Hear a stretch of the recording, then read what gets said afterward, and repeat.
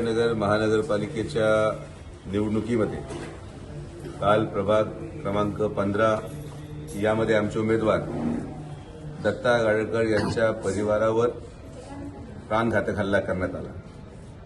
परवा रात्री आमचे उमेदवार स्वर्गीय दिलीप गांधी यांच्या सुनबाई यांचे चिरंजीव सुवेंद्र गांधी यांची गाडी फोडण्यात आली। ज्या पद्धतीचा प्रचार आणि ज्या पद्धतीचे गोष्टी या निवडणुकीमध्ये वापरल्या जात आहेत, मी परत एकदा पोलीस प्रशासनाला विनंती करतो की एक तर हे तुम्ही आवरा, नाही तर मग आम्हाला आमच्या पद्धतीने हाताळावं लागेल।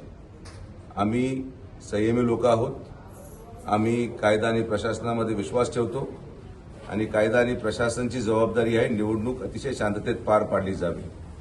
ज्या पद्धतीने बाहेरच्या जिल्ह्याचे लोक आणि गुंड प्रवृत्तीचे लोक आणले जातात, आज घरामध्ये घुसून जर हल्ले होत असतील तर मग निवडणूक कोणत्या दिशेने चालू आहे याचा विचार प्रशासनाने केला पाहिजे।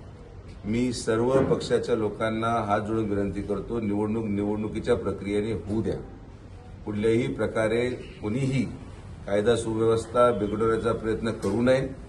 प्रशासन त्यांची जबाबदारी पूर्ण करेल आणि हे सगळ्या गोष्टी या बदललेल्या परिस्थितीमध्ये अहिल्यानगर महानगरपालिकेमध्ये भारतीय जनता पार्टी आणि राष्ट्रवादी काँग्रेसचं जे वातावरण झालेलं आहे, ज्या पद्धतीने आमचे उमेदवार आज सगळेच प्रत्येक प्रभागामध्ये प्रचारामध्ये आघाडी आणि सगळे निवडून येण्याच्या क्षमतेचे असल्या कारणाने पराभवाला समोर पाहता या पद्धतीचे हल्ले केले जात आहेत। मी या सगळ्या घटनेचा निषेध करतो। मी अगोदरही बोललो की आम्हाला या निवडणुकी शांततेत पार पाडायच्या आहेत आणि जर कोणी कायदा सुव्यवस्था हातात घेत असेल तर त्याचा देखील बंदोबस्त पोलीस प्रशासन करेल आणि बंदोबस्त झाल्यावर प्रत्येक वेळेस आरोप प्रत्यारोप केलं जातं तर आम्ही त्या लेवलला जाणारे लोक नाही। आमचे सर्व उमेदवार सुशिक्षित आहेत, आमचे सर्व उमेदवार समृद्ध आणि सुसंस्कृत घराण्यातले आहेत। याचा अर्थ असा नाही की आम्ही कायदा हातात घेऊ शकत नाही, पण आम्ही कायद्यामध्ये विश्वास ठेवतो आणि मला पूर्ण विश्वास आहे की पोलीस योग्य ती कारवाई करेल।